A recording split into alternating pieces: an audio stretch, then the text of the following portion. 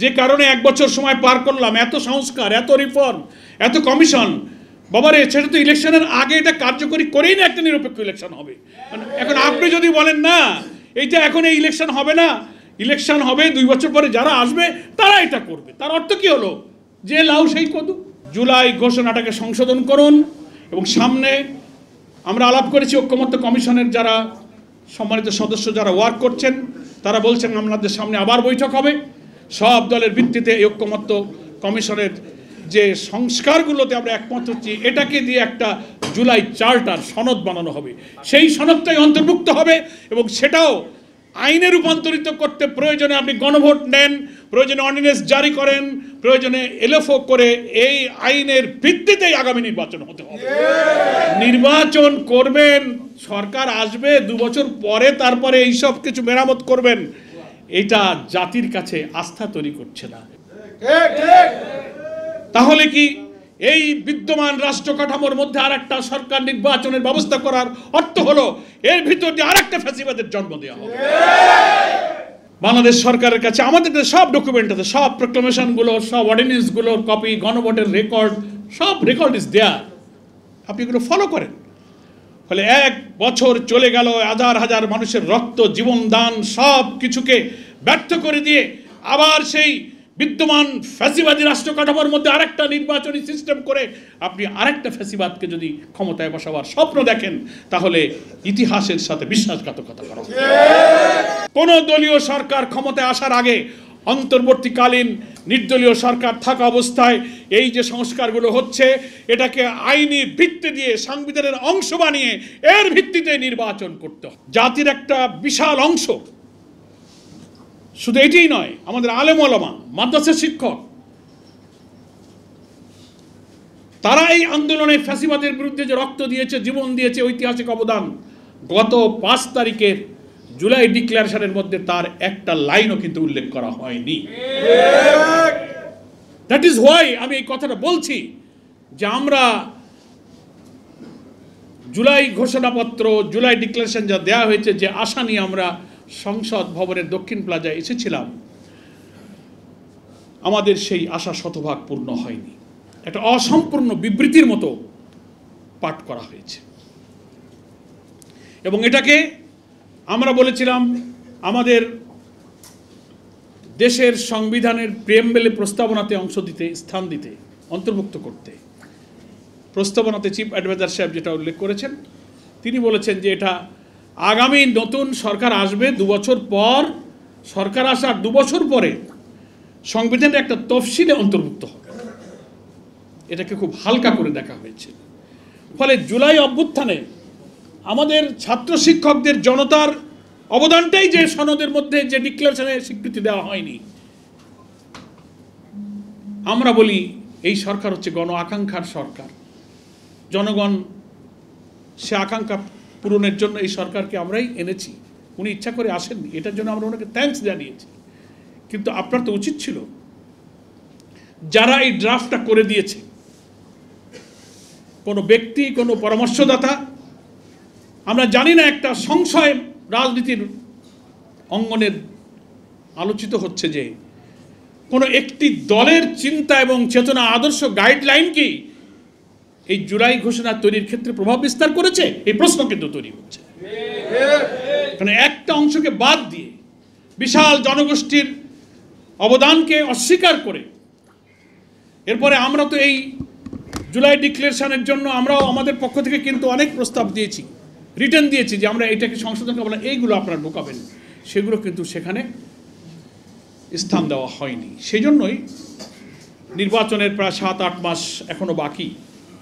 এই সময়ে যদি অন্তর্বর্তীকালীন সরকার, যে সরকারকে আমরা নিরপেক্ষ মনে করি, যার অধীনে এখনো আমরা আস্থা রাখতে চাই যে নির্বাচনটা গ্রহণযোগ্য হবে, তিনি প্রথম ঐক্যমত্যের ভিত্তিতে একটা জুলাই ডিক্লারেশন দিতে গিয়ে যদি জাতির একটা বড় অংশের আশা, আকাঙ্ক্ষা, আবেগ, চাহিদা, প্রত্যাশাকে স্থান দিতে না পারেন, সামনের দিনগুলোতে তার কাছে আমরা কতটা প্রত্যাশা করব, এটাই কিন্তু এখন আমাদেরকে ভাবিয়ে তুলছে। সম্মানিত সুধীবৃন্দ, আমি এখনও সময় আছে, আমরা আশা করি।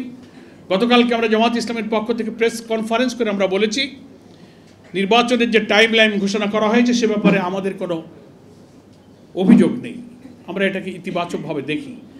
বাংলাদেশ জামাত ইসলামের সম্মানিত আমির তিনিই প্রথম সামনে রমজান, বর্ষা মৌসুম ইত্যাদি বিবেচনায় তিনি বলেছিলেন বিফোর রমজান ইলেকশনটা হলে একটু সুবিধাজনক সময় হবে।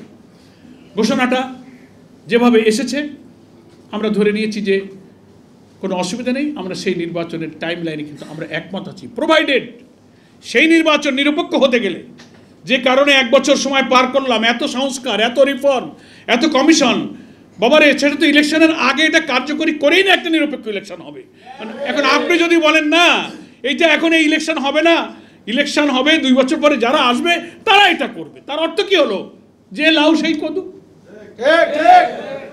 তাহলে কি এই বিদ্যমান রাষ্ট্র কাঠামোর মধ্যে আরেকটা সরকার নির্বাচনের ব্যবস্থা করার অর্থ হলো এর ভিতর দিয়ে আরেকটা ফ্যাসিবাদের জন্ম দেওয়া হবে, আরেকটা অটোক্রেটিক গভর্নমেন্ট তৈরি হবে। আমরা তো এই জন্য এত 1 বছর ধরে সংস্কারের স্বপ্ন দেখিনি। এর জন্য আমরা দাবি করেছি, অনেকে যুক্তি দিচ্ছেন না এখন সংবিধান সংস্কার, নতুন আইন বানানো, বিভিন্ন সংস্কার এগুলো কার্যকর করা এখন আইনি ভিত্তি দেওয়া সম্ভব না, নতুন পার্লামেন্ট ছাড়া আইন তৈরি হবে কিভাবে? যারা এই যুক্তি দিচ্ছেন তারা এই বাংলাদেশের ইতিহাসের দিকে নজর দেবেন। আমরা আমাদের প্রেস কনফারেন্সে সেটা বলেছি। বাঙালিকে সহজে অনেকে হাইকোর্ট দেখাতে চান। 70-এর যে নির্বাচনটা হলো পাকিস্তান আমলে, ইয়াহিয়া খানের আমলে, সেই নির্বাচন কিসের ভিত্তিতে হয়েছিল? তখন পূর্ণাঙ্গ সাংবিধানিক কাঠামো এখানে ছিল না। এলএফওর মাধ্যমে লিগ্যাল ফ্রেমওয়ার্ক একটা হয়েছিল, তার ভিত্তিতে 70-এর নির্বাচন হয়েছে। তারপরে নতুন পার্লামেন্টে সেটা অনুমোদন করা হয়েছে। জিয়াউর রহমান সাহেব যখন ক্ষমতায় আসলেন, এরশাদ সাহেব যখন ক্ষমতায় আসলেন, প্রত্যেকেই ক্ষমতায় এসে তার ক্ষমতাকে বৈধ করার জন্য পলিটিক্যাল পার্টি গঠন করে তার নেতৃত্ব, প্রেসিডেন্সিয়াল সিস্টেমকে তিনি বৈধ করার জন্য প্রত্যেকে কিন্তু অর্ডিন্যান্স জারি করেছেন, অধ্যাদেশ জারি করেছেন, নেক্সট পার্লামেন্টে সেটাকে অনুমোদন করেছেন।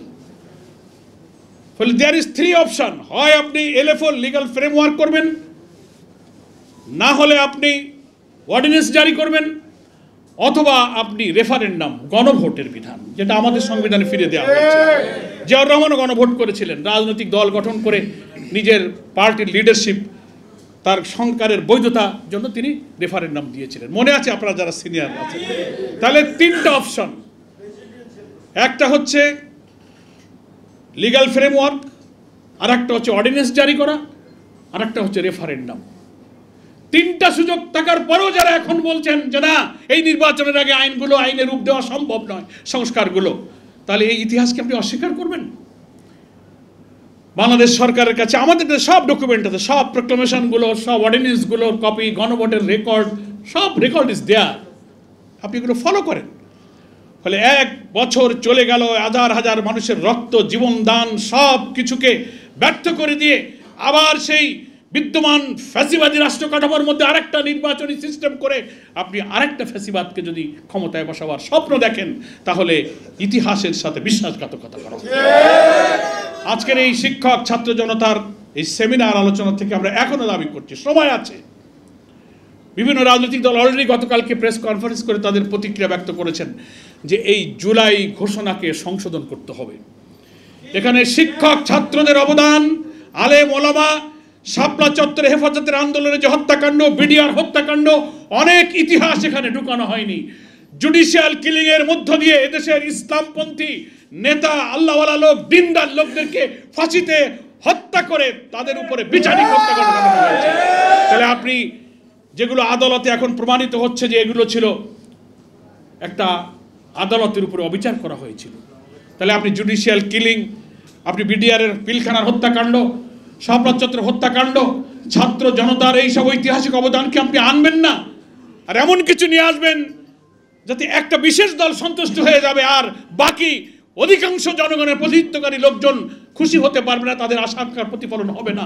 তাহলে আপনি অন্তর্বর্তীকালীন সরকার, আপনাকে আমরা ধন্যবাদ জানাই, কিন্তু নিরপেক্ষ নির্দলীয় চরিত্রের উপরে আপনাকে কিন্তু এখন অটুট দৃষ্টিভঙ্গিতে থাকতে হবে। আমি জানি না ইচ্ছাই হোক অনিচ্ছাই হোক, কোনো চিন্তা দ্বারা, কোনো দল দ্বারা, কোনো পরাশক্তির কালো ছোবলের কারণে আপনি দুর্বল হয়ে এই জাতির রক্ত দিয়ে তৈরি করা নতুন আকাঙ্ক্ষার স্বপ্নকে আপনার কোনো দুর্বলতার কারণের জন্য নিশ্চিহ্ন হয়ে ভণ্ডুল হয়ে না যায় আমরা আশঙ্কা করি।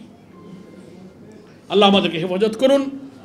আমার বক্তব্যের দুটো অংশ ছিল। এটি প্রথম অংশ ছিলাম যে শিক্ষক ছাত্র আন্দোলনের এই ঐতিহাসিক কথাটা 5 তারিখের জুলাই ডিক্লারেশনে অন্তর্ভুক্ত করা হয়নি। এটা করতে হবে। শিক্ষকরা আন্দোলন করেছেন, মাঠে নেমেছেন, ইউনিভার্সিটির টিচাররা মাঠে নেমেছেন, ছাত্রদেরকে হামলা করছে, গুলিবর্ষণ করছে, শিক্ষকরা পুলিশের হাত থেকে তাদেরকে রক্ষা করেছে, ডিবি অফিসে থানায় গিয়ে ছাত্রদেরকে ছাড়িয়ে এনেছে, না খেয়ে তারা পানি দিয়েছে, খাবার দিয়েছে, নার্সিং করেছে। ছাত্ররা যে কোনো জায়গায় তাদের অবস্থান থেকে তারা কিন্তু এই আন্দোলনে ঐতিহাসিক ঝুঁকিপূর্ণ অবদান রেখেছে। সেই কারণে এটা সংশোধনের সুযোগ এখনো আছে। আমরা এখনো দাবি করি জুলাই ঘোষণাটাকে সংশোধন করুন। এবং সামনে আমরা আলাপ করেছি ঐক্যমত্য কমিশনের যারা সম্মানিত সদস্য যারা ওয়ার্ক করছেন তারা বলছেন আমাদের সামনে আবার বৈঠক হবে। সব দলের ভিত্তিতে এই ঐক্যমত্য কমিশনের যে সংস্কারগুলোতে আমরা একমত হচ্ছি এটাকে দিয়ে একটা জুলাই চার্টার সনদ বানানো হবে। সেই সনদটাই অন্তর্ভুক্ত হবে এবং সেটাও আইনে রূপান্তরিত করতে প্রয়োজনে আপনি গণভোট নেন, প্রয়োজনে অর্ডিন্যান্স জারি করেন, প্রয়োজনে এলএফও করে এই আইনের ভিত্তিতেই আগামী নির্বাচন হতে হবে। নির্বাচন করবেন, সরকার আসবে 2 বছর পরে, তারপরে এইসব কিছু মেরামত করবেন, এটা জাতির কাছে আস্থা তৈরি করছে না। ইন দি মিন টাইম বড় বড় কোনো নেতা বলে ফেলেছেন, আপনারা শুনেছেন তো, কোনো একজন নেতা বলেছেন এখন আপনারা সংস্কার করে যত আইন বানান, যত সংস্কার করেন, আমরা ক্ষমতায় গিয়ে ও সব মুছে দেব। কি কইছে না? এখন হোয়াট ডাজ ইট মিন? কি মিন করে?